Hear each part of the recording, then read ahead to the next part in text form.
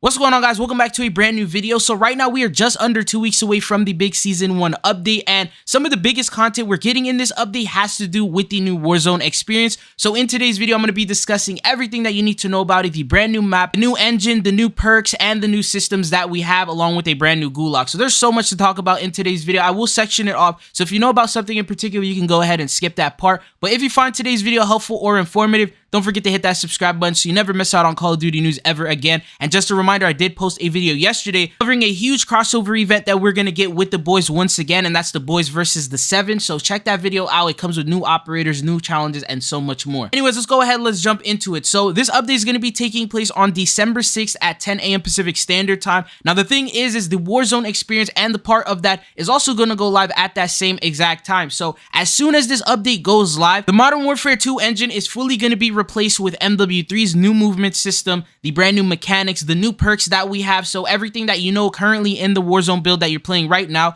is going to actually be replaced. Answer a couple questions that I saw in the comments. Is your level is going to be reset to your current Modern Warfare 3 level. So if you don't own Modern Warfare 3, you're going to start at level 1 and you're going to have to level your way up. So say, for example, you're level 1000 in Warzone currently right now. You were grinding it out. You got to level 1000. Once this update goes live, you're going to be reset to whatever your Modern Warfare 3 level is. So if you own Modern Warfare 3 and you got to level 55, you're going to be level 55. If you don't own MW3, you're going to have to start at level 1. Along with that, all your stats are going to be reset. So your win-loss, your KD, all that is going to be fully reset because this is going to be under a brand new Warzone experience. Another thing is any MW2 weapon that you have leveled up or unlocked will carry forward. So say, for example, you got the Lockman sub to like level 15, and in the MW3 Warzone, you will have that Lockman sub at the same exact level, and you don't got to start that over. Also, your cosmetics will carry on forward, just like with MW2 to MW3. Any items that you have unlocked, such as weapon blueprints, camos, operator skins, your CDL camos, your CDL skins, those are all carry forward. Some bad news is Al Mazrah is going to be going away permanently, at least for now. So it's no longer going to be the big map. It is going to be replaced with Urzikstan. So if you did enjoy Al Mazrah, you will no longer have access to it. The only way you will get to play it is if you play it in DMZ, because unfortunately DMZ is not getting any more support. It no longer will receive any brand new updates. So that means it's going to stay as is. So if you do want to play DMZ, you'll have to load up, I believe, Modern Warfare 2, and then you'll be able to play it like that. Anyways, let's talk about the brand new content that we're going to get with Warzone. So first off, there's going to be the brand new big map called Urzikstan. This will be available in standard quads, duos, trios, those types of modes. It will apparently also have plunder at launch as well, so you'll get to play that. And then limited time modes such as massive resurgence and other types of modes will come in later on throughout the updates and through playlist updates as we get them. But currently, this is going to be the brand new map. You have 11 different points of interest. If you have played MW3 Zombies, then you should be very familiar with the layout. It's pretty much going to be the exact same map. These are all the different types of points of interest in the little video that Call of Duty put together, and you can see that some of these locations are actually very familiar. For example, we have Popov Power Plant, Orlov Military Base.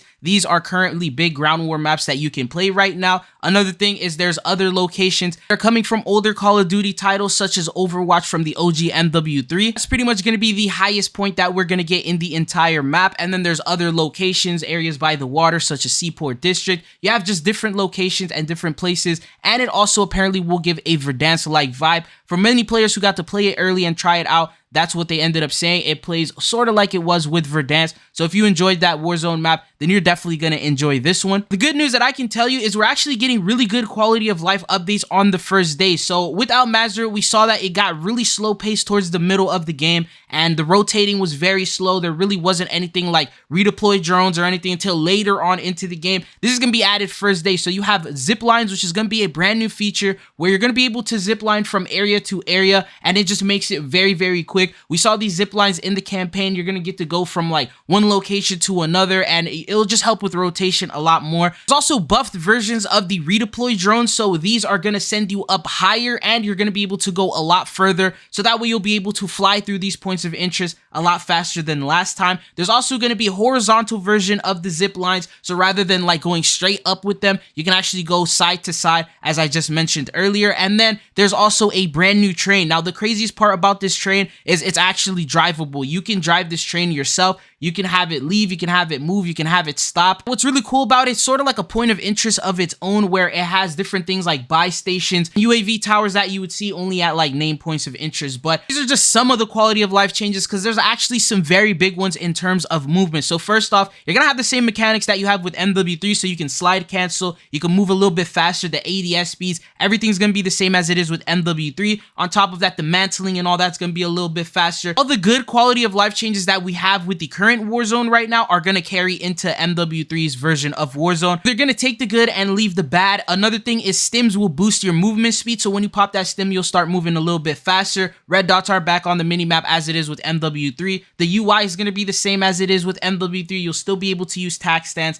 and all that. You have weapon rarities now, so you can see if a weapon is golden, legendary, sort of like it is with zombies right now. You can see the different color rarity of the weapons. It's going to be the same way here. Doing updates to the water, so for example, you will now pull out a pistol automatically even if you don't have a weapon that can shoot underwater, which will help a lot because that's like an experience that many people didn't have. Contracts are going to be easier to spot and find with better and newer rewards, so it's not just going to be money all the time. And then there's going to be bounties, new types of bounties. Also doing updates to the backpack, so now there will have particular slots for ammo that don't take up the backpack slot itself. These are just some of the very big quality of life changes that you can expect. Let's talk about the actual equipment, new perks, and more. Unlike MW2's Warzone, you're going to be able to use perks on the first day of the update, and we don't have to really wait. And then there's going to be some brand new perks. So first off, there's one called Resolute, which is a new perk that will increase your movement speed when you take damage. There's also Shroud, which is going to drop a smoke grenade whenever you get downed. There's also Irradiated, another new perk that lets you move faster and take less damage while you are in the gas. Apparently, there's going to be other perks that I don't know of as of right now. So as you see here, the pattern is most of these perks help you with movement, help you get away from gunfights, and helping you readjust. So that way, it's not like Al Mazrah where the fight just lasts like 3 seconds and you really aren't able to do anything. So when someone shoots at you, it's pretty much over with. You got a little bit of breathing room going on there. But next thing I want to talk about is going to be the brand new Gulag that we have. So this Gulag is going to have this new training facility location. Did get early footage as well as a photo of it, so I'll go ahead and share that with you. But cool new feature that we have with this is instead of a capture the flag, there's actually going to be an ascender hook. So this hook is going to give you the opportunity to pretty much get on it and escape out of the Gulag. So if this other guy is camping or hiding, you can't find them, you could just use this as an option to get away and end up winning the Gulag. Apparently there's also going to be a night version of it. There's going to be like an alternate variation, and you're going to have the night vision goggles to use for that.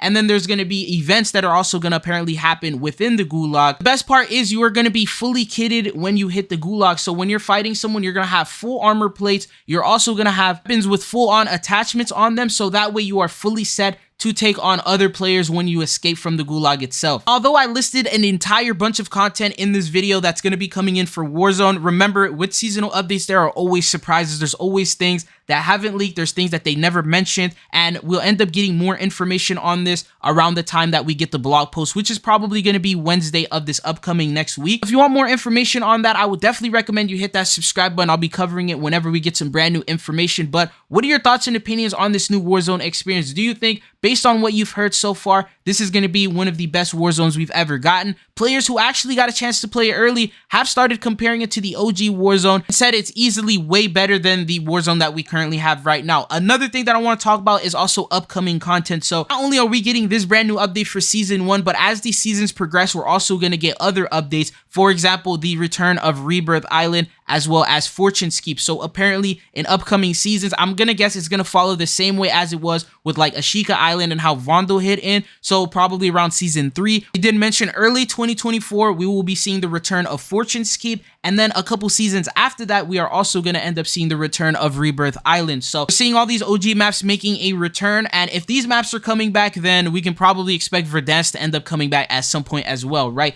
But anyways, that's pretty much all that I have for you guys in today's video. If you found the video informative or helpful, consider hitting that subscribe button so you always stay up to date on the latest Call of Duty news and updates. But it's been your boy Tridzo, and hopefully I'll be seeing you guys back again. Peace.